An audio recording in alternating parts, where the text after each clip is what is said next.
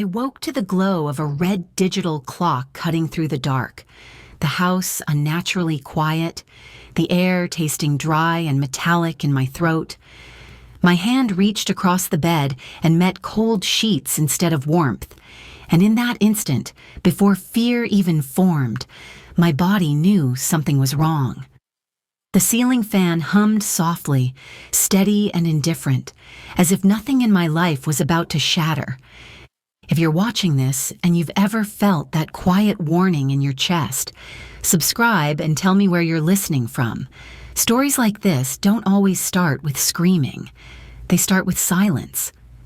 My phone was warm in my palm, the screen too bright for 3 a.m, and one accidental tap showed me something I was never meant to see. A familiar shape, a familiar car, a truth so precise it froze my breath mid-inhale. That was the moment everything I believed about my marriage stopped being real, and survival quietly took its place. I woke at 3:07 a.m. with a dry mouth and the sense that something was wrong. The space beside me was cold, too empty, as if it had been waiting longer than I had. I lay still, listening to the house breathe, noticing how my chest felt tight instead of sleepy. I reached for my phone, not because I was afraid, but because instinct nudged me to look. My fingers moved without thought, opening the wrong app, pulling up a camera feed I rarely checked.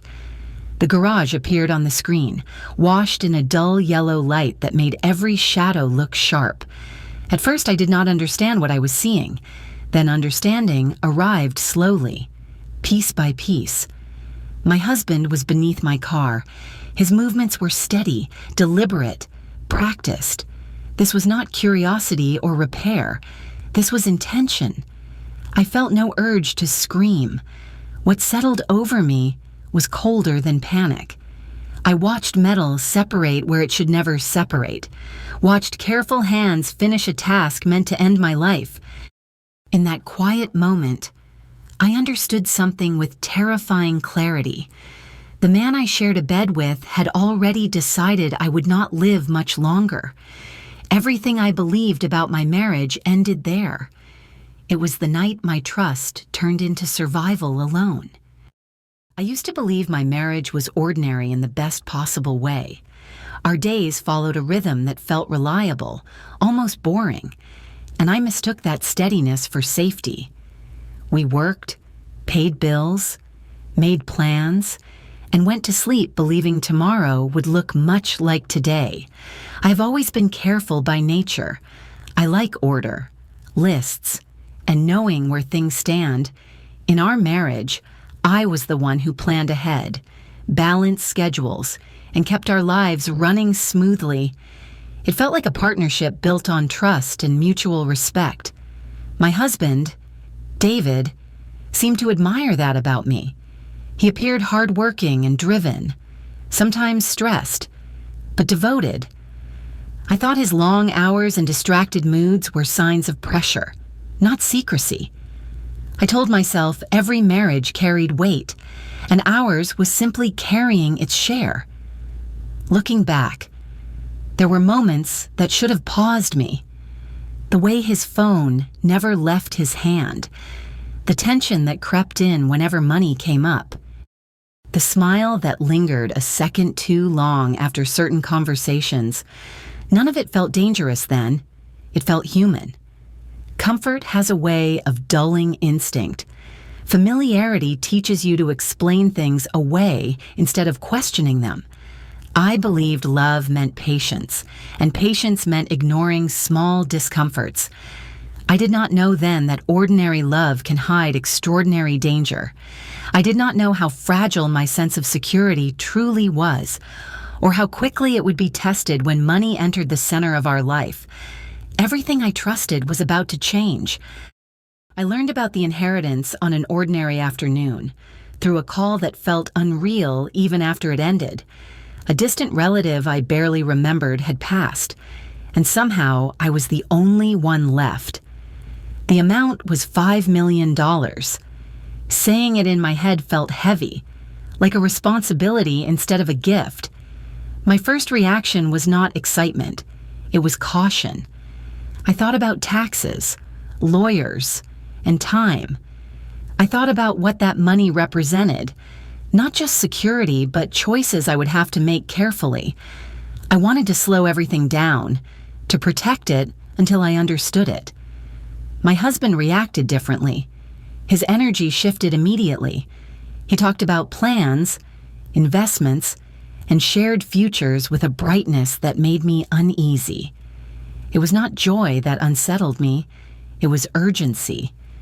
The way he spoke made it feel as if the money had already moved, already belonged somewhere else. Soon, conversations about finances became frequent and insistent. The idea of joint accounts surfaced again and again. My hesitation was treated as resistance instead of prudence. I found myself explaining my caution when I had never needed to before. I told myself I was being sensible, not selfish. That money felt like a boundary, and boundaries suddenly made him uncomfortable. The warmth between us cooled in ways I could not name at the time. That was when I felt it, the quiet shift. Money had changed the shape of our marriage. Something essential had tilted, and I understood, without proof yet, that trust was no longer mutual. I began to listen more than I spoke. Silence became my shield, and observation replaced every instinct to explain myself. I returned to the bedroom and lay beside the empty space, my body rigid, my breathing shallow. The house was silent, and I understood that silence was now my safest choice. Fear wanted to explode out of me. It urged me to scream, to confront, to demand answers. I pushed it down because a single truth settled hard in my chest. Emotion would get me killed. Calm was no longer a preference. It was a requirement. I stayed still and watched the ceiling until my pulse slowed. Then I moved with care. I saved the video, once, then again. I sent it to an account only I could access. I copied it onto a small drive and hid it where only my hands would ever look. Each step steadied me. I did not cry like someone betrayed. I cried like someone who had narrowly escaped a trap. Quiet tears, wiped away quickly, leaving my mind sharper instead of weaker. That night, I made a decision without ceremony. I would say nothing. I would observe everything. I would let him believe I was unaware, unthreatening, asleep beside him in every sense that mattered. Survival, I realized, was not about bravery. It was about patience. And patience meant waking up in a few hours, meeting daylight, and acting like nothing had changed, even though everything had.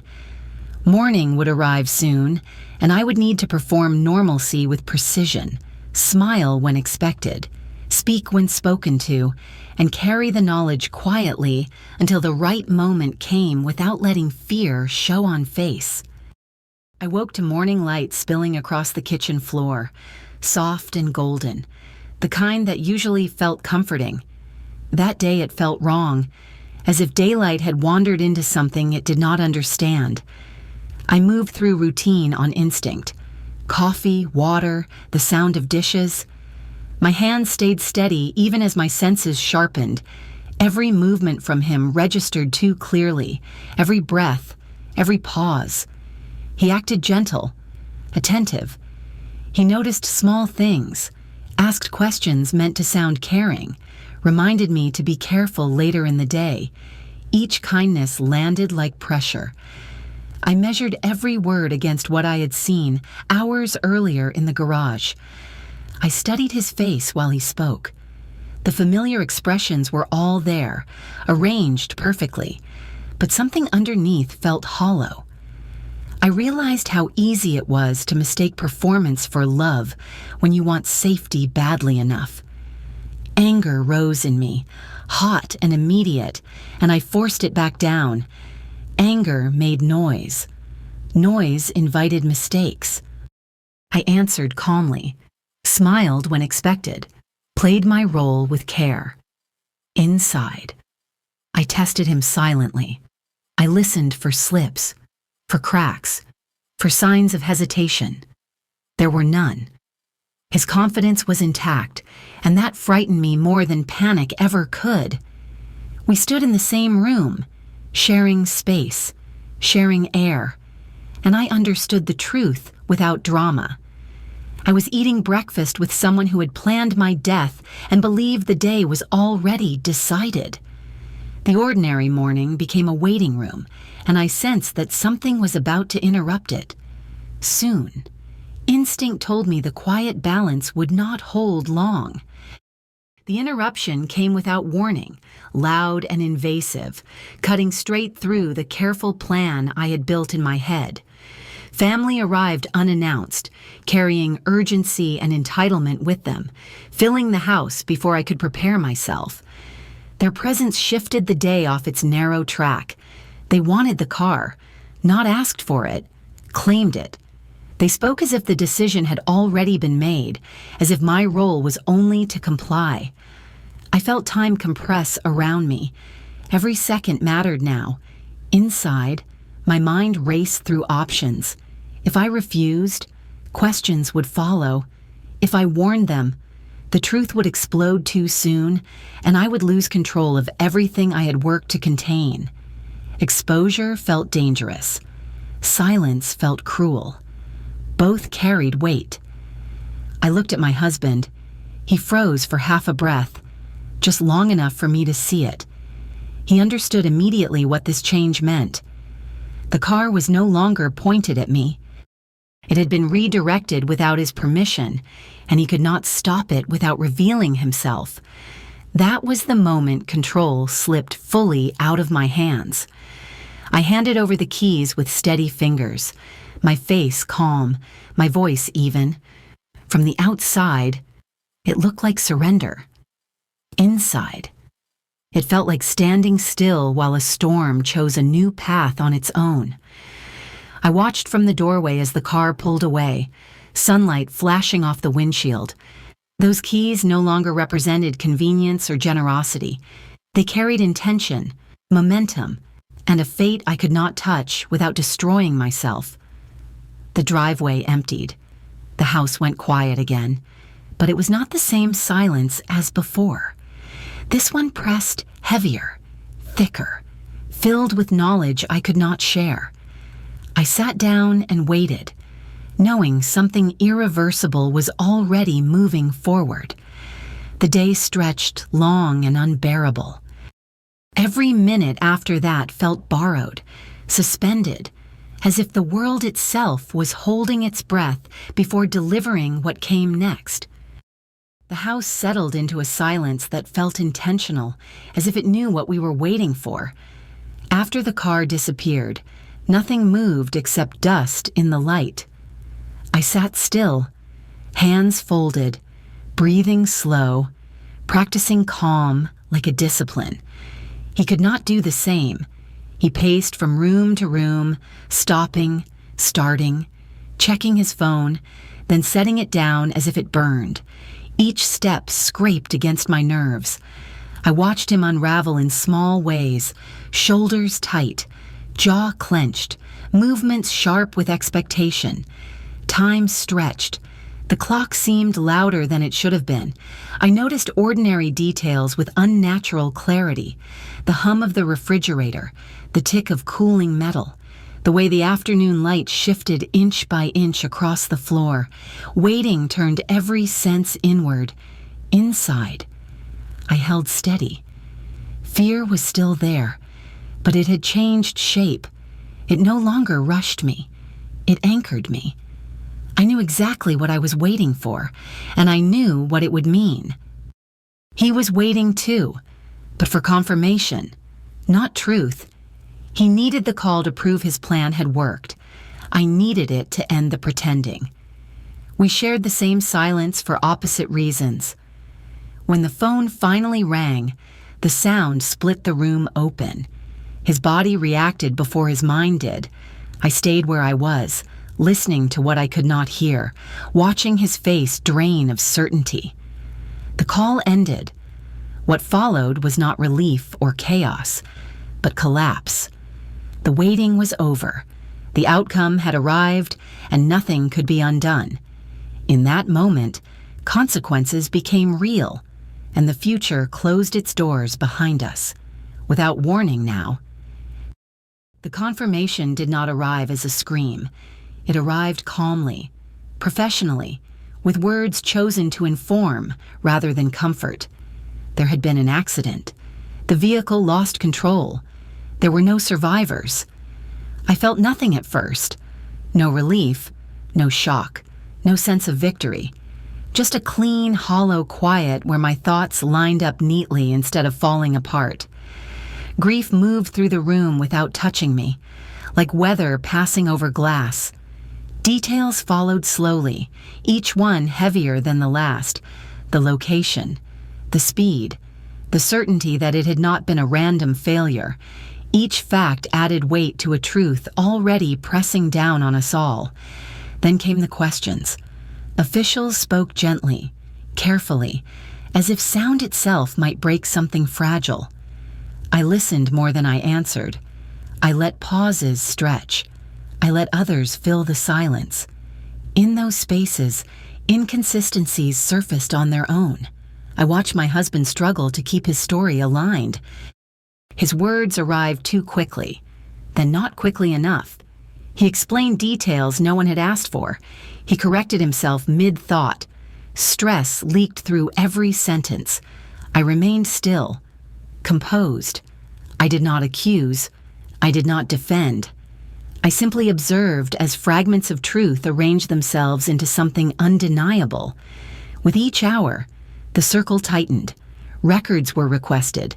Timelines reviewed. The focus sharpened without drama. What had been hidden began to surface, not through confrontation, but through process. By the end of the day, it was clear that this would not disappear. The truth had momentum now. It did not need my voice to move forward. It only needed time, and time had finally turned against him. I understood that patience had saved me, and that silence had allowed consequences to arrive without my hand guiding them forward slowly. The pressure did not arrive all at once. It built steadily, closing in from every direction. Family asked questions they had avoided before. Investigators returned with follow-ups that felt sharper, more focused. There was less small talk, more silence waiting to be filled. I watched people who had once defended him begin to falter. Grief stripped away denial. Shock loosened loyalties. Emotions cracked where certainty used to be. In that space, truth found room to breathe. He started making mistakes. Small ones at first. Stories shifted by a few seconds. Details changed without reason. He tried to control conversations, to redirect attention, but the effort only exposed his fear. Control had always been his shield, and now it was slipping. The collapse did not come through accusation. It came through exhaustion. Under enough weight, he said too much, words spilled that could not be gathered back. He revealed intentions without meaning to, explained actions that had no innocent explanation. I did not interrupt. I did not react. I let his voice do the work for me. Then the evidence arrived, quietly, decisively. Records, footage, timelines that aligned too perfectly to deny. What had once been suspicion hardened into fact. In that moment, his authority evaporated. There was no bargaining left, no performance that could save him.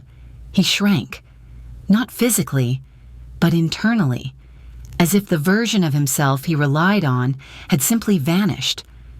I felt no urge to celebrate.